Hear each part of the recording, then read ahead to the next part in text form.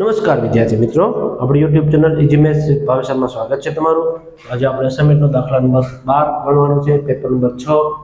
એમાં આપણને અમુક પરિણામ આપ્યા છે, એ ક્રમ ચડતા ક્રમમાં ગોઠવવાના છે અને મધ્યસ્થ શોધવાનો છે। મધ્યસ્થ શોધવા માટે સૌથી પહેલા એને ચડતા ક્રમમાં ગોઠવવા પડે, જે આપણે ગોઠવી દીધા છે।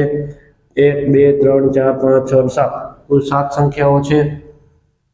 તો 7 સંખ્યાઓમાં જે મધ્યમ પદની સંખ્યા છે તેને આપણે અહીં આપણે એક સૂત્ર મળે n+1/2 મૂળ પદ। n+1 એટલે કુલ 7 છે, તો 7 + 1/2 મૂળ પદ, 7 ને 8/2 મૂળ પદ।